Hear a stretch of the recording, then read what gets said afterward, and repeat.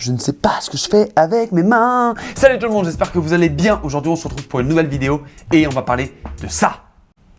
Je parle évidemment de ceci. Allez, c'est parti.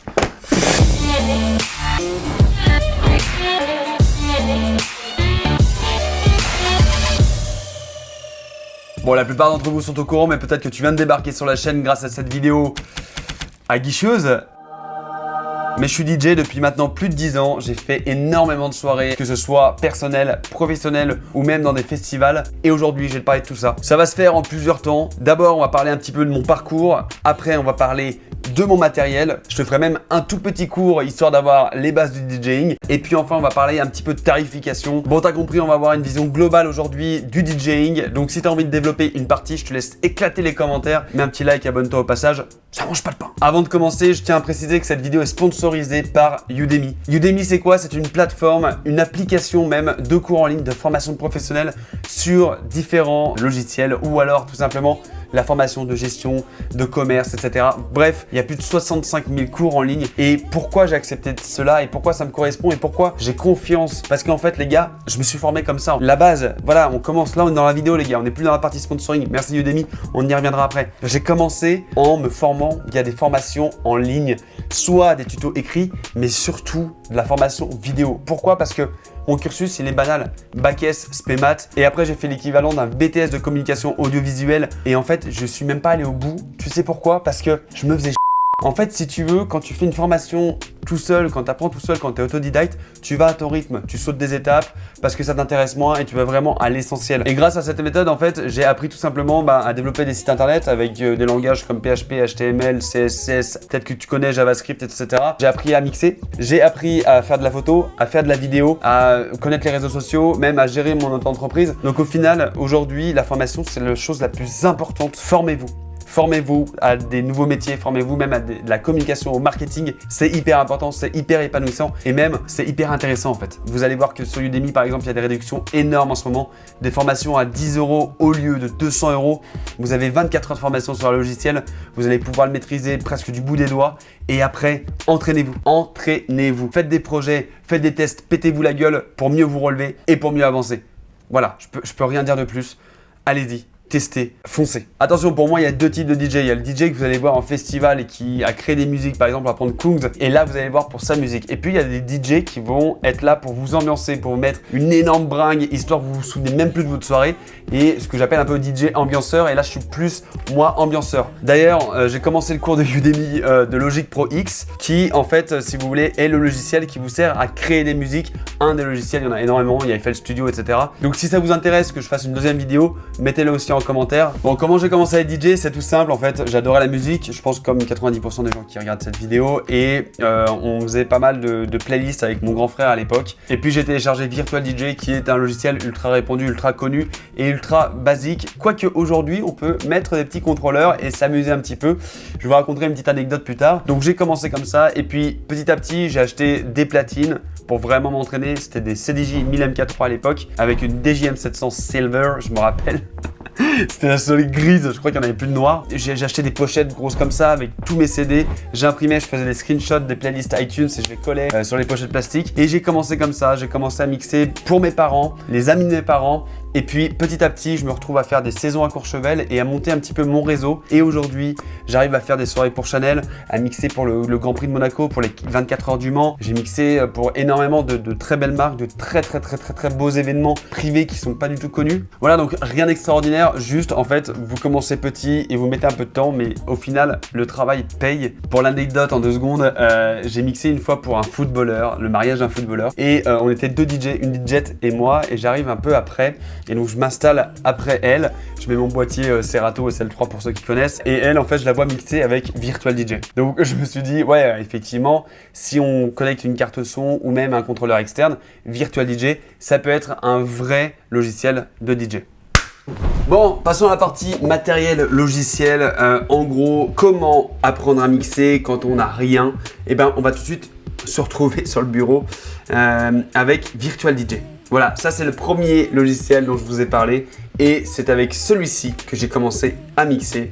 Donc c'est très simple, vous avez ici sur le côté donc l'accès aux bibliothèques. Ici vous avez toutes vos playlists. On peut voir que mes playlists sont pas du tout rangées. Je vous prie de bien m'excuser par rapport à ce léger désagrément. Je m'y retrouve dans mon bordel. Laissez-moi dans mon bordel. Bref, voilà, donc très simple. Deck 1, Deck 2. Ce qui est très important, je vais pas vous expliquer comment marche chaque logiciel, sinon il faudrait 3 quarts d'heure. Je vous explique les bases. Les bases, c'est quoi? C'est de commencer une musique ici et de la transférer là. Et en fait, mixer, c'est simplement aligner les beats histoire d'avoir un fondu parfait. Voilà, ça c'est la base du mix. Donc comment on fait? On met les battements par minute au même chiffre, au même rythme en vrai. Et en fait, il faut juste les aligner. Là, on est obligé d'appuyer sur le bouton synchroniser, sinon ça serait trop chiant. Donc on lance la première. On lance la deuxième. On synchronise. Et là, on passe.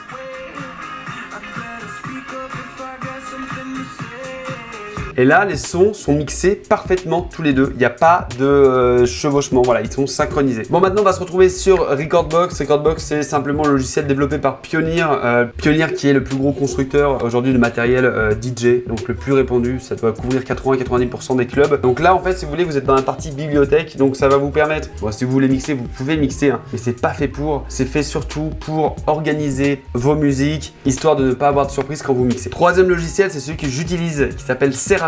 Et par rapport à Virtual DJ, où là vous avez les effets, etc. Vous avez aussi dans Recordbox 2 platines. Là dans Serato, vous ne pouvez pas mixer des morceaux. C'est vraiment pour préparer votre mix. Par exemple, vous allez glisser une musique, on va prendre celle-ci. Et tout de suite, en fait, si vous voulez, on va pouvoir mettre des points clés, des points de repère. On va pouvoir créer des boucles. À la différence de Virtual DJ, on ne peut pas du tout mixer en interne, juste avec notre ordinateur. Enfin, dernier logiciel, il s'agit de Traktor. Donc ça aussi, c'est un des logiciels qui est les plus répandus dans les clubs. Entre Serato et Traktor, il y a une grosse guerre en fait, si vous voulez. Et vous le voyez juste par l'interface. C'est une énorme usine à gaz où il y a plein d'effets, plein d'automatisation. Donc, c'est 4 logiciels pour préparer ces musiques. Maintenant, pour pouvoir mixer, il vous faut ça. Il s'agit d'un contrôleur, donc celui-là c'est le DDJ SX2 de chez Pioneer. Et voilà, ça c'est la base de base des contrôleurs, c'est un truc ultra léger. Et je vais vous montrer tout de suite comment ça marche en 2 minutes. D'abord il faut le brancher. Donc là vous voyez que Virtual DJ aussi reconnaît DJ SX2. Donc on peut l'utiliser aussi avec plusieurs logiciels, mais ce contrôleur est fait pour Serato. Et vous voyez l'apparition dans Serato DJ de 2 jog wheels. Ce qu'on appelle jog wheels, c'est ça, c'est les petits ronds avec les informations dessus qui représentent en fait les emplacements de musique. Comme c'est un contrôleur 4 voix, on peut avoir 4 pistes et c'est sympa parce qu'on peut vraiment mixer différentes choses. Donc je vais vous expliquer les bases, on va pas rentrer dans les détails. Encore une fois, vous avez les commentaires si jamais vous voulez vraiment un tuto, mais on va reprendre la démonstration Virtual DJ. Je vais vous la faire la même avec une vraie platine. Donc ici, piste de gauche, piste de droite. On a au milieu des faders, donc c'est ces petits boutons qui vous permettent en fait de monter le volume ou de le baisser, qui vous permet en fait de mixer les deux. Si vous voulez, c'est une colonne répétée. Donc vous avez contrôle des basses, contrôle des middle, contrôle des aigus. Et là, c'est le gain de la piste pour pouvoir avoir un niveau équilibré sur les 2 pistes que vous mixez. Une question qui revient tellement souvent, à quoi sert le casque? Écoutez et calez le morceau d'après. Comme ça, vous savez. En soirée, vous n'êtes plus là à dire « Mais pourquoi t'as un casque, Vicky? Ça sert à quoi d'avoir un casque ?» Il faut savoir qu'il y a des contrôleurs à moins de 100 €. Celui-ci vaut 900 €. Il y en a pour tous les budgets. Vous pouvez commencer avec Virtual DJ sans rien et puis après investir. Maintenant, je vais vous montrer du coup comment caler une musique exactement comme avec Virtual DJ, mais sans appuyer sur le bouton synchronisation qui se trouve ici. Voilà. Donc ici, c'est le bouton pour activer le casque, d'accord? Là, la musique elle tourne, vous l'entendez pas, mais moi dans le casque, on l'entend. Regardez. Donc ça, c'est une boucle de 8 ans. La boucle, en fait, de 8 ans, c'est simplement la boucle qui te sauve la vie, qui te permet tout simplement de revenir au début et de créer, en fait, une sonorité où tu n'as pas l'impression. Tu sens que ça tourne un peu en rond, mais tu ne sais pas trop à quel moment. Qu'est-ce qu'on va faire après? On va arriver, on va caler les morceaux au même tempo. Voilà, ils sont à 118-43, on va faire à 118-44. C'est pas très grave, vous allez voir que vous avez une petite marge d'erreur et que vous allez pouvoir revenir replaquer avec le jog wheel ici. Encore une fois, je survole et j'explique peut-être très mal, ce n'est pas le but de la vidéo. C'est parti.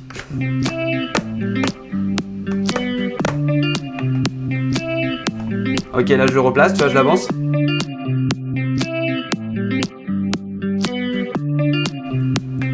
Là, je monte. Là, je vais cutter les basses. Et là, je les remets.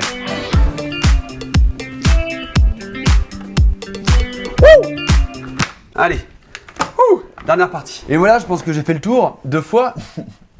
Faut que j'arrête vraiment cette blague. Bref, c'est... Non, bah non, c'est pas fini. Bah oui, bah bien sûr. Et le titre de la vidéo, j'avais pas oublié, mec, hein, j'avais pas oublié. Combien on peut gagner en tant que DJ, donc combien je peux facturer mes soirées. Écoutez, c'est très simple. Ça va à 5 000 €. Allez, merci, au revoir. Ce n'est pas vrai, c'est de la... Pas du tout, sinon je serais pas en train de faire des vidéos sur YouTube. Non, très important, le tarif d'un DJ. Donc, comment, pourquoi et combien. Donc, comment facturer tout simplement. Aujourd'hui, vous avez 2 gros statuts qui permettent de facturer en tant que DJ, en tout cas en tant qu'artiste. Le premier, c'est intermittent du spectacle. Je ne vais pas pouvoir vous conseiller là-dessus parce que tout simplement, je ne le connais pas très bien. Je ne suis pas de ce régime-là, donc je vous laisserai aller checker en commentaire. Il y a un petit lien. Et le deuxième statut, c'est auto-entrepreneur. Voilà, il y a un code APE qui est celui-ci qui permet aujourd'hui d'exercer son activité en tant que DJ. Et même vous avez une partie où vous allez pouvoir louer du matériel et faire partie de la CCI. Qui dit CCI dit commerçant, dit beaucoup plus de possibilités en termes de chiffre d'affaires. Combien facturer un DJ? Eh bien écoutez, en fait, moi je vais vous parler de mon expérience. Et il faut savoir que j'ai commencé à 0 €. Pourquoi? Pour me faire un nom. Pour avoir des dates, comme je vous ai dit, j'ai commencé avec mes parents, les amis de mes parents. Et puis c'est monté parfois à plusieurs milliers d'euros. Pas que pour moi, parce qu'il y avait le matériel, il y avait des artistes avec moi, des saxophonistes, des percus, des chanteurs, etc. Et donc effectivement, à la fin, ça faisait un gros devis, une grosse facture. Faites attention dans vos prix parce que ça veut vraiment dire beaucoup de choses. Demain, tu annonces un tarif de 200 € pour une soirée de mariage, le gars il va te regarder et va faire wow, on va peut-être prendre l'autre parce qu'à 200 €, tu passes pour un DJ de fête foraine. Et ça fait peur. Un DJ aujourd'hui pour un mariage, un bon DJ, c'est entre 800 et 1200 € la prestation. Voilà, j'arrive au bout de cette vidéo, j'espère qu'elle n'est pas trop longue, j'espère que le format vous plaît et j'espère ne pas avoir dit trop de conneries et d'avoir répondu un peu à toutes les questions. Merci encore à Udemy, je vous laisse vraiment aller checker les cours parce que c'est hyper important encore une fois de vous former, de vivre de votre passion, je vous le souhaite vraiment de vivre de votre passion. C'est ce que je fais aujourd'hui grâce à vous mais aussi grâce au travail que j'ai fourni, aux formations que j'ai faites et aux connaissances que j'ai pu acquérir tout au long de ces années d'expérience de travail. Je n'ai plus de salive. Merci encore à ceux qui sont jusqu'à la fin. Si vous êtes là, je vais vous parler de ceci. Ce n'est pas un bouton de fièvre. Je me suis brûlé avec de la purée mousseline. Voilà. Bref, je vous kiffe. J'ai un appel très important. En plus, c'est vrai. Je vous dis des bisous. Je vous fais des bisous. Ciao, bisous, bye bye. Oui, allô?